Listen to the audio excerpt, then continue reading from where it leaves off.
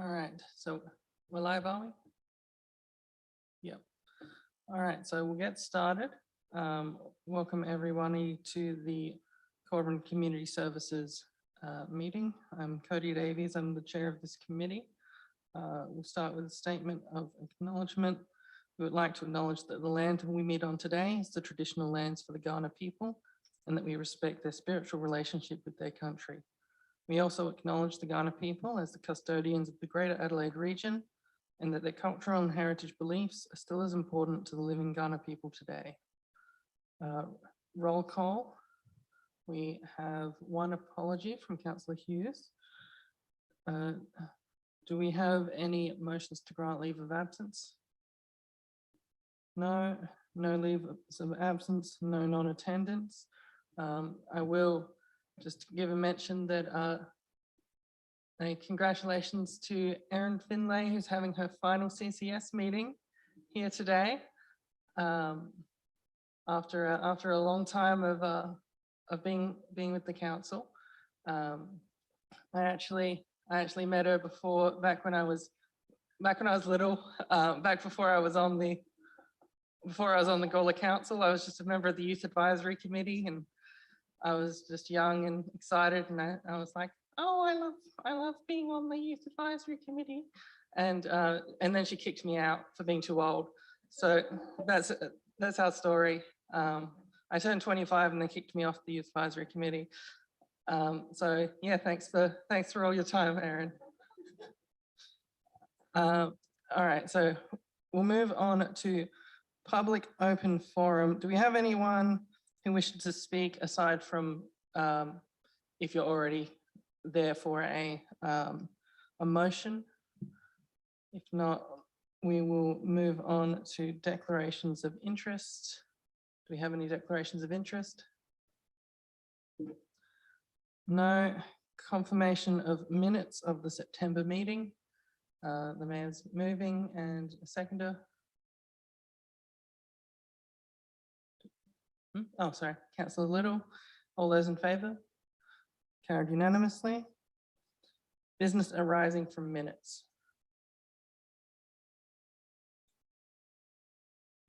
If not, we will move on to 7.1, Housing and Homelessness Forum.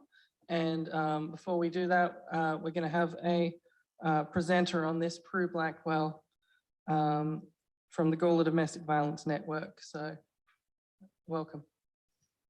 Thank you. Thank you very much, Councillor Davies. And thank you to the committee for giving me the opportunity to talk to this report. The Gala Domestic Violence Network has spoken to you a number of times, and we believe we've got a valuable relationship with you. And as a result, there's been a number of things we've done in partnership, and this has been no exception. But just to deviate for a minute, we're just about to launch into raising the banners across the street again and the pennant flags for, stating the reduction of violence in Gala. So just from the outset, I want to thank you again for that opportunity. For this opportunity in housing and homelessness, the DV network has been doing work since 2016. And you can't talk about domestic violence in any community without talking about housing. And in fact, I volunteer at the Gala Community Centre in the Haven project, which is an information service. Today, we looked at our data for the last year. And by and large, the people that are coming for information are women who have been in violent situations domestically and who are also affected financially, but also have to consider alternative accommodation. So it was timely in August to, after a good discussion with your mayor, to sit down and talk about the sorts of things that we could do in a collegiate way to build upon your community plan, your strategic directions, and the issues around housing in Gala. We've started to see the state government pull back from public housing, and we've also seen them do work in the homelessness sector, changing their model of operation, which you've no doubt read a lot about because there's been a fair bit of press about it, which hasn't necessarily satisfied providers of old. We are seeing the development of new social housing, but largely in the suburbs around the perimeter of Adelaide CBD. Increasingly, we're seeing in Gala and work that was presented by Erin for your mayor and your CEO to present at the forum outlined the reality of DV in the northern region and in Gala. And we're starting to see fewer and fewer choices. The Women's Safety Service, who are a provider of emergency and short-term accommodation, are under enormous pressure. It's not peculiar to Gala by any means, but for the options that we've got to offer, there are few and far between. We had an excellent panel of speakers on the day from both state, the not-for-profits and the peak organisations. And Dr. Alice Clark from Shelter SA, which is written about in your report, facilitated an opening discussion. A peak organisation in this state with strong connections to their national body enabled good discussion throughout the day. She, I understand, has come back to meet with your mayor and offered support in the development of some of the outcomes of the day. So tomorrow, the mayor and your CEO and your directors and staff will meet with some of us who helped organise this day and start to work through what some are the major outcomes. Embedded in those outcomes are some projects, we hope. And we do know there's a discussion, albeit very embryonic, around not-for-profit housing potentially in this town. Just by way of definition, when we talk about affordable housing as opposed to social and social emergency housing, the peak associations talk about affordable housing starting around $420,000. That's a huge amount of money, and it's money that's way beyond the capacity of the people that we're talking about that we're wanting to serve. So I encourage you in the new year, when a further report is brought to you after our discussions beginning tomorrow, that you consider the work that some of the peak associations can do with you. Not only can they enable further strategic discussions for new housing opportunities, but they can partner you with other organisations, point to the right funding opportunities. So I encourage you to seriously consider that. Councillor Davies, I think I've said enough. Thank you for the opportunity. And I look forward to working with you and members of my network from now on. Thank you. Thank you. Were there any questions for, yep, ma'am? I've got a question about how much it costs to be a member of Shelter SA. I think it's 4,000. Is that correct, CEO? Yes, that's correct. $4,000 to become that group and to work with them. And yes, 4,000.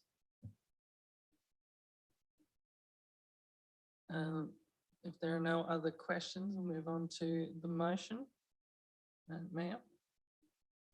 I'm going to add an extra point, and as somebody who's really passionate about affordable housing and even social housing, I think it is important to get on the front foot. I'd like to put an extra point in that council supports so that the Corporate and Community Services Committee recommends to council that council supports becoming a member of Shelter SA for a trial period of 12 months at a cost of $4,000 and incorporate the other 2 points. So up the top, it actually says that the Corporate and Community Services Committee recommends to council, rather than notes, recommends to council, 1, put 3 at number 2 and number 2 at number 3. And if I can speak to it, Chair.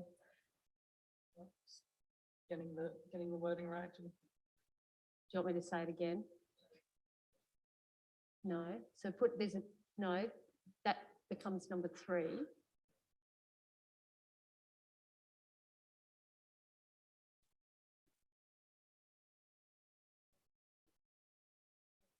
Noted. Yeah.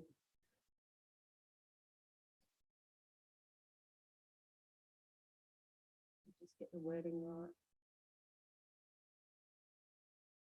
So get rid of recommends to council in that text.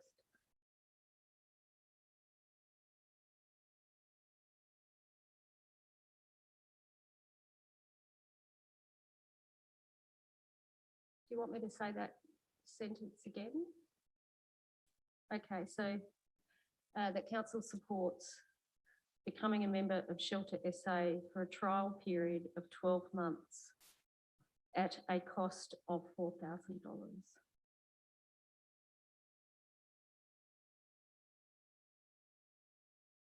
For a trial period of 12 months at a cost of $4,000. And so point 1 is that recommends to council the Housing and Homelessness Forum report be noted.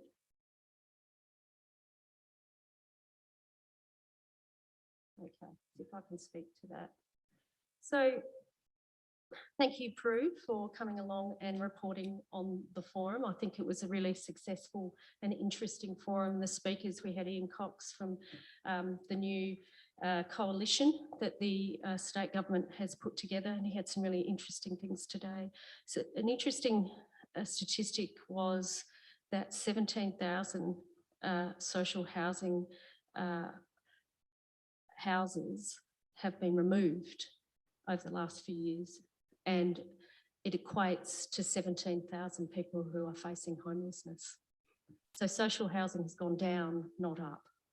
And the affordable housing of 420,000 is completely unaffordable. It's out of reach for most people, even people who are on 2 wages. So it's quite a myth to say that we have affordable housing even in South Australia, and I'd hate to think what it's like interstate. I think that getting on the front foot and becoming a member of Shelter SA is exceptionally important, particularly as we go into an election cycle. They have a really strong election platform. Discussing it with Dr. Alice Clark, the CEO of Shelter SA, showed me that she has some really strong ideas of how she can assist us advocate and facilitate change in Gala and the region. I think she means it. She has exceptional, Shelter SA has had exceptional contacts through community housing organisations, and I think it is worth putting our toe in the water as far as doing something tangible in this space. I think we'll get a lot more outcomes earlier rather than later. So that's why I've added that point. I don't think it's a lot of money, and it's only for a period of 12 months as a trial. So we still get our update report that will come back in March, and I think that will be useful as well, but it gives clear direction and we can actually get some outcomes as Prue is hoping for over the next few months. Thank you. Councillor Kosh. Thank you, Chair. I want to second this. I was able to attend part of the forum, and overall I was actually quite moved by the messages that I heard that day, in particular people talking about their experiences around domestic violence and the vulnerability that they position that they got themselves into, especially with their children. I think we should do as much as we can in this space, and becoming a member of that group is one step forward that we can actually do as a practical step. And it is, you know, $400,000 is, as the Mayor says, is out of the reach for the majority of people. So especially people who are in a vulnerable situation, we need better solutions for people in that space. So I'm very happy to support this this motion, although it's quite a grim subject we're talking about. Thank you. Do we have any other speakers? If not, I can put the motion. All those in favour? Carried unanimously. We'll go on to 7.2, Gala Park Run update, and we have a presenter for that one as well.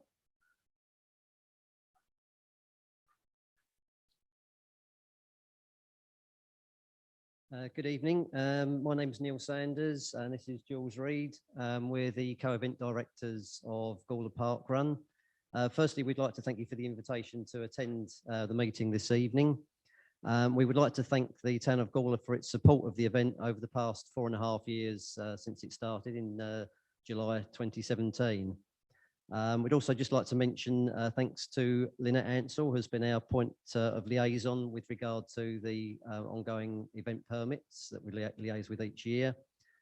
We'd also especially like to thank Dean Wilkes from Council for his work in getting the course arrows, kilometre markers and information signage in place, especially as that all happened before the restart of the event after the enforced COVID lockdown in 2020. There has been a lot of positive feedback on those course markings from both local participants and also from parkrun tourists who a lot of people tend to visit different areas and try out different courses during midweek. A lot of courses haven't got markings such as we have in Gala, so it can be quite difficult to find the courses. So we do tend to get very good reviews on various social media platforms for how the course is actually laid out. There was one visitor recently, a gentleman by the name of Luke Elliott, who's quite well known in running circles generally. He actually makes videos of different courses that he visits, and he did one recently of Gala, which has got quite a lot of positive reviews on his YouTube channel. We're hoping that might encourage more people as well to come along and try out the course, whether it be in midweek or on a Saturday event. We've provided an overview and background information, an update on the event, how it's currently tracking. At the moment, we basically get around about an average of 100 people per week, and we also have 9 or 10 volunteers each week who make the event run smoothly. There's basically a volunteer role for anybody that wants to help out, whether it be in the form of run director who actually runs the event on the day and who does the public speaking part. We have a tail walker, we have other behind the scenes roles. So anybody that wants to help is always welcome to assist us with that. So I'd like to thank Natasha for including the information that we provided for the report. Now we expect to mark our 200th event at the end of January. We will have a theme of some description for that. At the moment, we're looking at actually acknowledging our volunteers, particularly because we're very, very proud of the people that we've got there that help us out on a regular basis. We've recently had quite a few new people come forward and put their hands up to help out. So it's a good way of getting the community involved. And there are some people that may not be able to take part by either walking, jogging or running, but they can get involved as a volunteer. So it's very, very inclusive, the way it works in general for the event. So overall, we'd like to acknowledge the fact that the event has developed a lot of new friendships. There's a number of people that have become very good friends since the event started. And also there is a walk run offshoot group that now has, I think, at least 60 members. Some have actually been out this evening. Tuesday 5:15 is the sort of most common slot, but there's also a group that meets on Thursday morning and walk the course. So it's providing a lot of benefits all round. So to finish off, just like to say that we feel that parkrun provides great physical, mental and social benefits to the local community, and it's also an excellent use of council outdoor space. So I'll leave it at that. If anybody has any questions, myself and Jules will try to answer anything we can now, or provide any further information as required. Thank you. Thanks. So my question, so you mentioned one that's happening in the evenings. Is that a different event? The evening thing is just it's part of the offshoot group. We have a Facebook group. It's just called the Gala Walk Run Training Group, and that is basically an offshoot. It's all people that have met each other through Gala Park Run. The main group meet at 5:15, on a Tuesday. As I say, there's other groups that meet at different times, and a lot of the people involved also get together at weekends. This Sunday just gone, there was a big trail run event at Cleveland, and they also use that group as liaising to arrange lifts to get to these events. A lot of those sort of places are limited parking, so it's actually a social thing where people actually will carpool to get to those. There's another one on next week called the Greenbelt Challenge, and there's a number of our regular Gala Park Run participants who are taking part in that. And a lot of these people were never actually runners, myself included. I wasn't a regular runner before this event started, and I'm now fitter than I was 30 years ago, basically. Well, thanks. Yeah, it's because I've always seen it show up on my Facebook feed, and I'm like, oh, that sounds interesting, but you're not going to catch me up at 7 in the morning doing exercise. 8, yeah. 8 o'clock. 8 o'clock. That's all. But yeah, I'll have to look at the evening stuff. Does anyone else have any questions? If not, we'll move on to the motion. Do we have a mover, Mayor? Do you wish to speak? Thanks, Chair. Thank you, Neil and Jules, for coming along. It is a fabulous event, and it's a really welcoming event. No one's excluded. It's really easy to get involved. You don't have to be good at running or walking. You just have to participate, and yeah, it really does improve your health and well-being. So well done. Congratulations for bringing it to Gala. It has made a huge difference, I think, to many people who participate. So thank you. Thank you. Councillor Kosh? Yes, look, I'm happy to support this, and thanks for your comments and your report. I mean, I'm a cyclist, so I'm involved with the Gala Wheelers, so I understand the organisation behind running an event and the value it provides to the community. I've done the park run once, and that was enough. I'm back onto cycling. But yeah, anyway, I think you're doing a great job, and I'm really impressed by the numbers. So well done. Thank you. It's different muscle groups, isn't it? Do we have any other speakers? Deputy Mayor? Yeah, thanks, Cody. Great, there's no doubt about it. These events are certainly fantastic, but maybe it's a question is why does it, in kind of $10,790 for a Clonley Park? It's an open park. It's a park closed for this event, is it? Does any staff able to respond? Through the chair, that gives essentially with Clonley Reserve, there's areas that you can hire and you can then have exclusive use of that space for your hired period of time. So what council does is provide that exclusive use to Park Run for the events that it has at the site. So that's the in-kind support in terms of the dollar fee that would be attached to exclusive use of that reserve.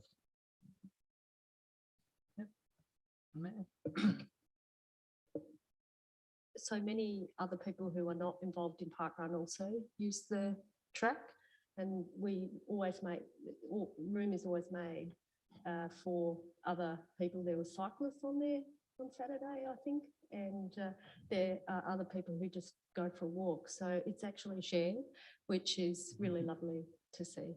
Yeah. Can I just add on there, what we do each week, we do a little run brief just for 5 minutes before the event starts. Part of it is safety on the course. For example, at the moment, we're mentioning about snakes, that kind of thing. And part of the brief is also to remind people that it is a shared path. There are regularly cyclists, dog walkers, other walkers who may be coming the opposite direction. So we always ask people to warn each other of any hazards they see, or if they see, for example, a dog off the lead coming the opposite direction. And yeah, advise people to keep to the left of the path as much as possible. So yeah, to my knowledge, we haven't had any issues with regard to other users of the park at the same time that we're there. Do we have any other speakers? If not, I'm happy to move the motion. All those in favour? Carried unanimously. Councillor Fox.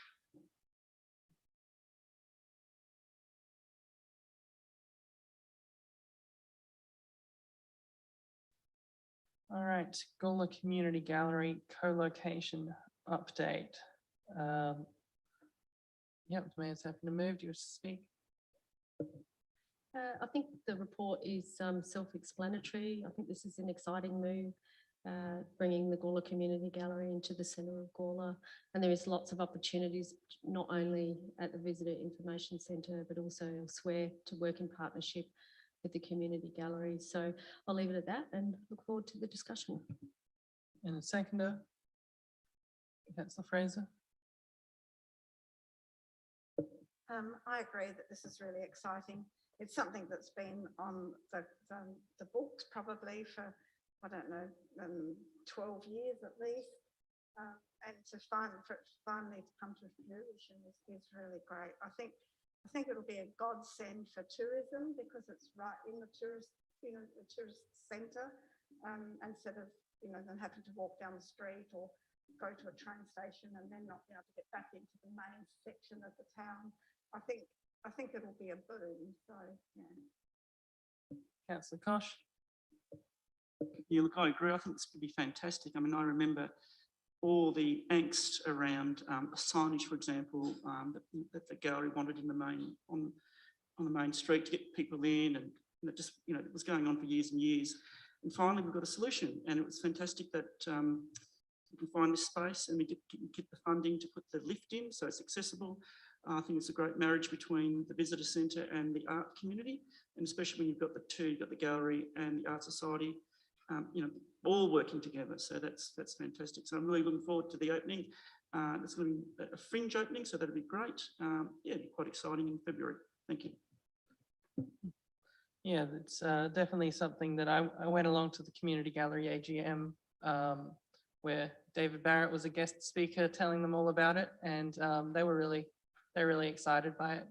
I think this is something that, especially with the lift going in now, if you've been inside look, it's a great heritage building, that Gala, railway station, but the stairs are, I don't like going up those stairs, and I don't have any problems with my legs or anything, but trying to get paintings and stuff up there just seemed perilous. So it would be good to just have a nice open space, a lift, everything. So does anyone else wish to speak? If not, we can move the motion. All those in favour? Carried unanimously. Okay, 7.4 policy review. Mayor's happy to move. Do you wish to speak? Do we have a seconder? Councillor Goldstone, do you wish to speak? Any discussion? All those in favour? Carried unanimously. All right. 8.1 Reconciliation Action Plan update. We were going to have Dale Giles come along, but he's unfortunately sick, so we don't have a presenter. Yep. Just a second. So you want to move them on block? You don't have to if it's a vote, but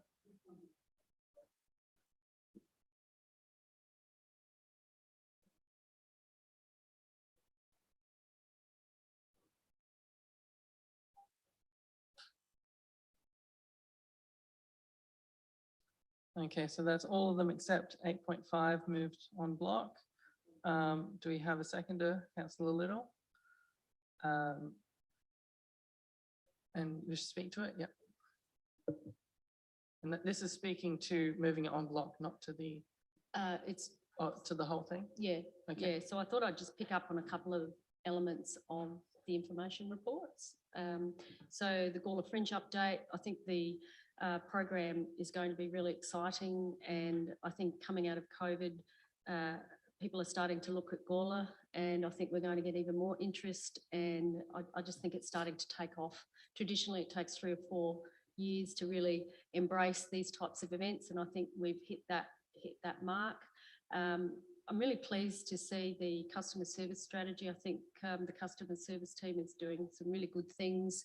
I like what's coming out of the surveys, and I think they've got a good process in there. The digital marketing strategy, I've really noticed because we've got greater capacity, I think we're seeing some real improvements around our social media activity, but just some of the differences with bringing in extra resources does, and I think that allows a whole range of opportunities going forward. The Gala Reconciliation Action Plan, I really liked what I saw in the draft. I think that we're going in the right direction there and look forward to some really interesting things. Interestingly, we had a meeting with the Gala Aboriginal Health team in regard to potentially looking at some kind of memorial to Auntie Rose Turner. We'll see where that goes. It needs to go through community beforehand and see what family are wishing to do. But I think that's a really important acknowledgement that we might be able to do. So we'll watch that space there. So that's all I have to say. Thank you. Do you wish to speak?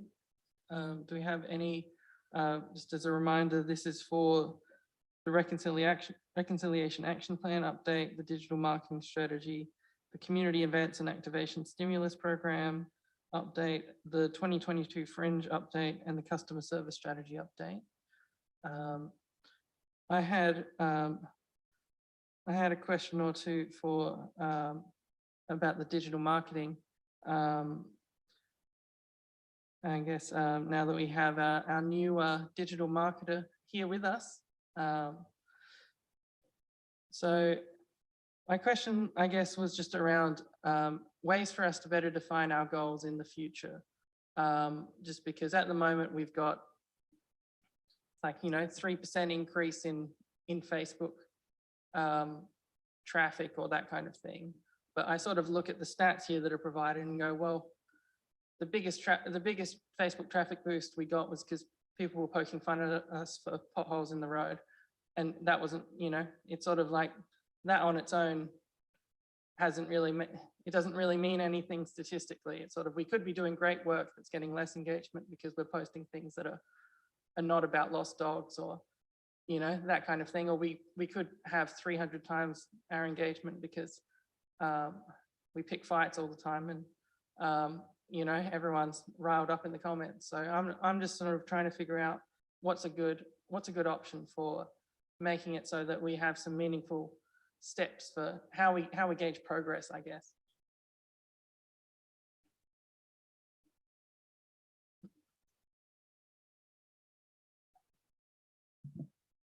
Thank you, Councillor Davies, for the question.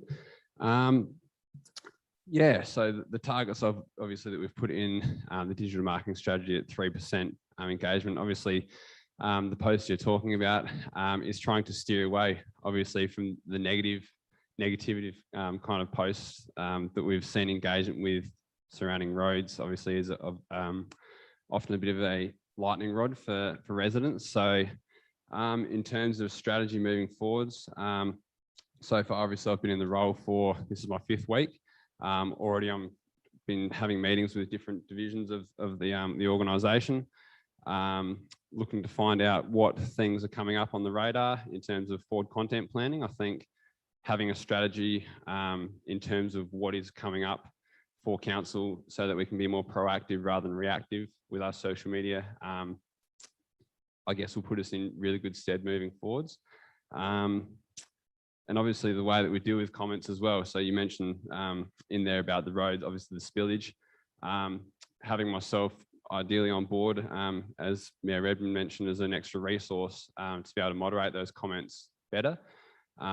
Choosing times of the day in which we post content that we think might be a little bit sensitive in terms of how we think the comments may go, whether they may be negative or positive.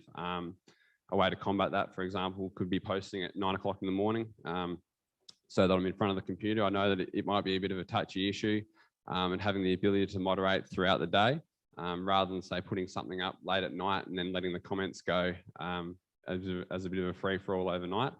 And council obviously has the ability as well to turn off comments. So as far as a strategy moving forwards, obviously that's kind of the last resort. You want people to engage with you on social media, but you want them to do it in, I guess, a majority positive way for the council.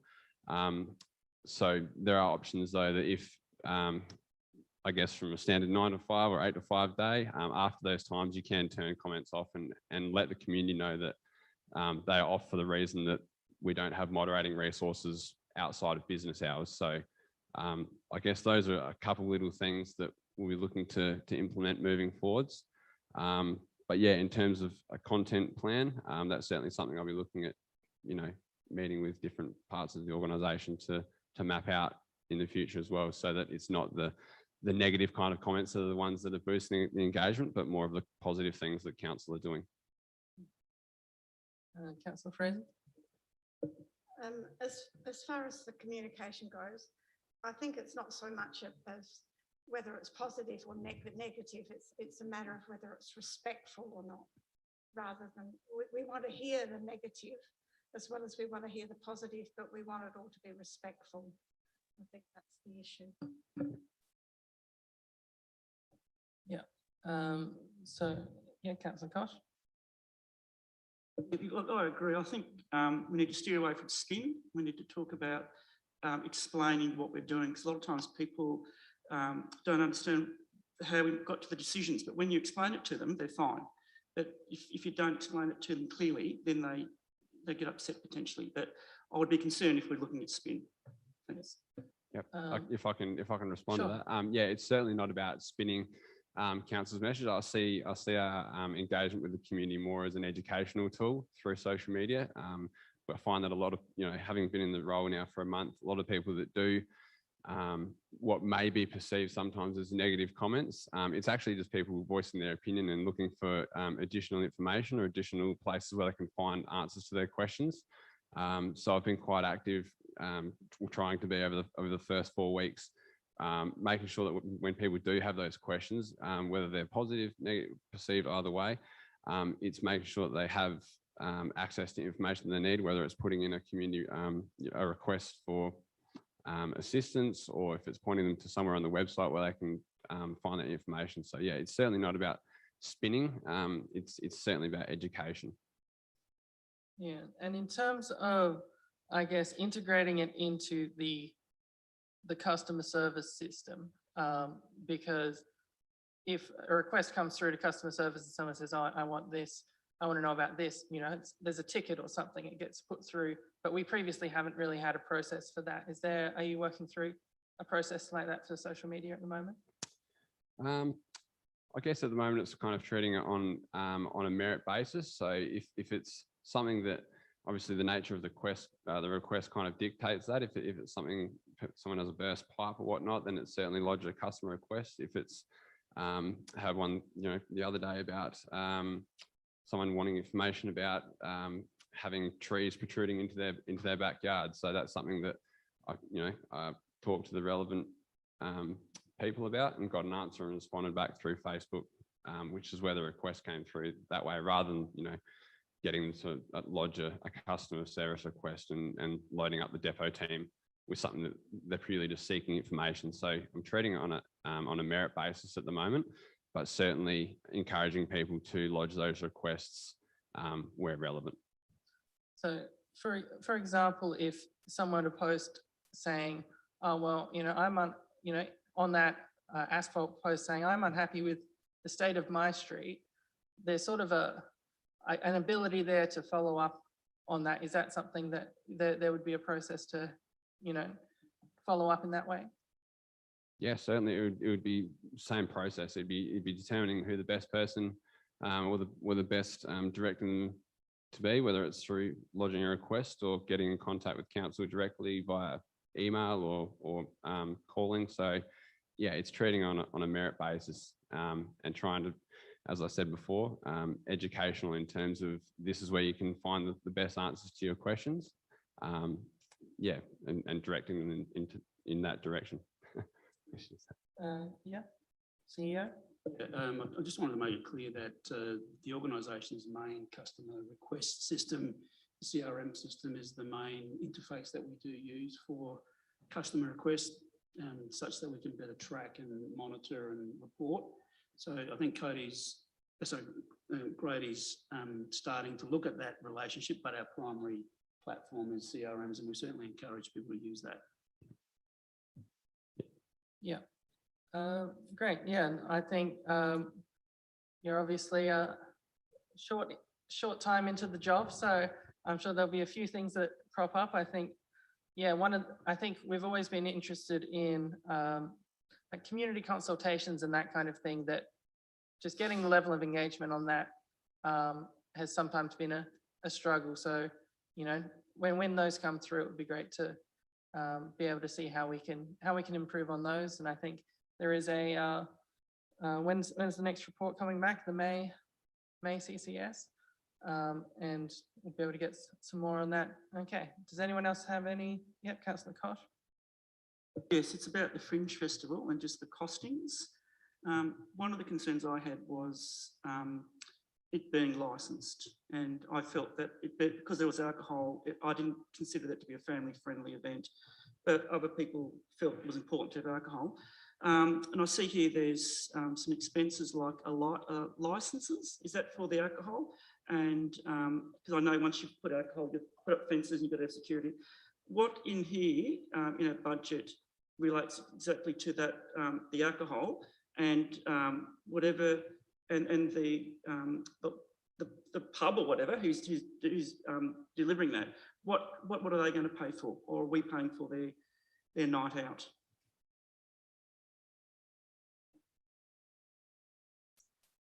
Through the chair, the costs related to the event in direct relation to alcohol, yes, the temporary liquor license, which is around $300, I think. Obviously fencing, because an event that has alcohol is required to be fenced, so we can monitor that no alcohol leaves the event, no alcohol comes in, and security as well. So we'll have security for the duration of the event, and then overnight until the pack down of the event the next day. And sorry, what was your other question, Councillor Koch? Whether the hotel or whoever's doing the alcohol, whether they're contributing to any of those costs. So this year for the 2021 Fringe, we didn't. So it'll be one of the Main Street hotels. So an expression of interest email has gone out to all the Main Street hotels just to gauge who would be interested in taking up that one drinks tent. And in the past, we have charged the drinks tents a fee to cover the cost of marquee, power, that kind of thing. For the 2021 Fringe, we actually didn't charge a fee just because of COVID and local businesses were doing it tough and that kind of thing. But we can definitely charge a fee to have a drinks tent in Walker Place. That's not in this budget now, is it? No, it's not. No. Okay, so we're going to cover the cost of someone serving alcohol, the fences and the license and the security, all of that. Yes. So we cover the cost of the fencing, security, and that because I guess it's our choice to run the event with alcohol. And then, yeah, in the past, like I said, we have charged a fee to the hotel, but that's really more to cover the cost of the marquee hire, access to power, you know, set up, that kind of thing. Okay. Well, okay, I suppose in the future, can we look at that? Because I mean, I did comment about it, and my view is that it's not family friendly with alcohol, and unfortunately now we're going to pay for having not a family friendly event. So, from my view, I think at least if we're going to have alcohol, that the hotels or whoever does provide the alcohol actually pays for that, because I'm sure they'll make a big profit out of it. I'm sure they will. Deputy Mayor? I'm not sure, but I don't very often agree with Councillor Koch, but I agree with every word he said, because I'm to the understanding, and maybe Linda can let us know, but without alcohol, you don't need security guards and you don't need people. So why are we having alcohol when the proximity of the hotels are stone's throw They could throw a stubby from one to the other. And I'm sorry, but I will never vote for any alcohol at a fringe festival again in Gala after what I saw last year. So can we just get some clarification from staff on, I guess, if we didn't have alcohol at the event, which things we would still be required to have? Through the chair, I can answer that. So the last report that was presented to CCS did have those options. Now I can take that on notice and present you those same costings. However, Linda and myself and the other members of the team, including Sam Ergang and David, have moved forward on that last resolution. And that's why alcohol has been included. So we can certainly present those options next year, or I can provide you the costings, but we are working on the resolution of the council. I had the chance, and I did argue about it, and the council decided to include alcohol. I'm just having another bite of the cherry because I think it's, that's it. And I'm just hoping the next time we think about whether we have alcohol there or not because of the cost. And I don't think it's family friendly, but that's something we'll have to decide as a council next time. Thank you. Yeah, this one's just a noting report. Councillor Fraser? I just have a question. Was there a problem with alcohol at the last one? I'm not aware of it at all. I'm not sure what Deputy Mayor was referring to in particular, but Through the chair, there were no issues that the staff were made aware of or security. So. Nothing in particular. Okay, so do we have any other discussion on any of these?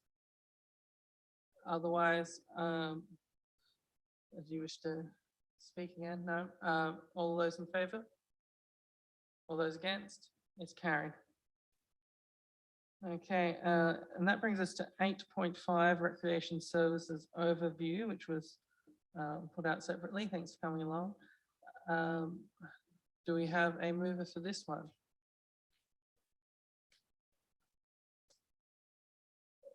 We note the Recreation Services Overview report. Mayor? I'm happy to move, but I'm really keen to hear why it was called out because I'm unclear as to why, but I'm happy to move that we note the report. And seconder? Yep, Deputy Mayor, do you wish to speak? No. All right. Councillor Kosh? I suppose my questions just revolve around the finances. I noticed that the income was a very neat $400,000 and then the expenses, I think we had an overrun of $160,000. So it's costing us an extra $160,000 to run the facility. I just want to understand about the sports clubs, whether they're paying, whether we're subsidising them. For example, the Northern Biking Hockey Club, I understand the history. They were based at another recreation centre years ago and something happened there and they moved to our venue. So they moved to our venue. I'm just wondering whether the other ones are similar and whether they're actually paying full tote odds for the hire, for the staff, supervision, and also for the depreciation, because I've said a number of times, skating would cause greater depreciation of that floor that we've got compared to, juniors skating around on a Friday night, because you're looking at, sports where they're actually putting a lot of effort into it. So I just want some reassurance they're actually paying the full tote odds. Thank you.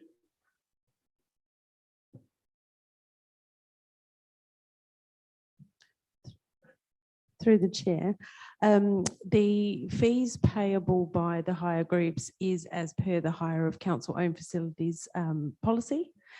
So it has levels of concession. In regard to North Vikings, I don't have that off the top of my head. I think they do pay full fees. However, I will need to take that on notice and confirm that to you.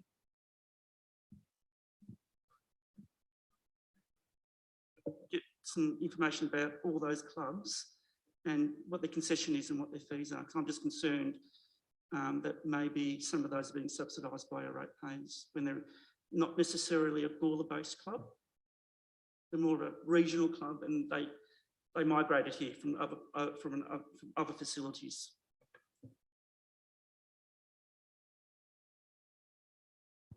Through the chair, just to provide a little bit further context to that. So the North Vikings Inline Hockey Club attract 50% concession as per the policy, which is effective of all community sporting organisations that use that facility, whether they're gymnastics club, hockey club, and that's based on their use of that facility and applicable policy.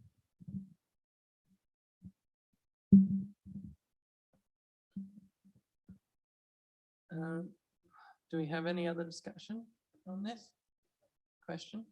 Yeah, just on the seating and the barrier solution, will the community groups and the sporting clubs contribute to that? Because it's effectively, isn't it the barrier solution for the inline hockey and the roller derby, or have I got that wrong? Through the chair, the barriers are used for all activities in the stadium, but they are set up differently for different types of activities. The seating solution and the barriers were a budget bid that we are currently delivering, and the sporting groups haven't contributed to that. So will they be asked to contribute? Through the chair, my understanding is there'll be council assets, part of the stadium infrastructure for and included as part of the hire of the stadium.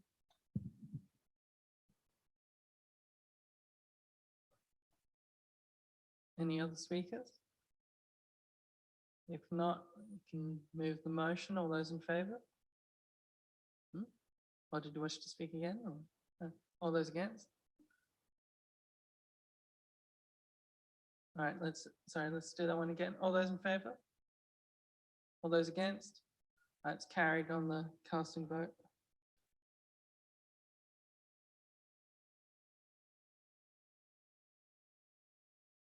Okay, but if you have any further requests for information, we're coming up to questions and motions without notice. But first is items listed for discussion.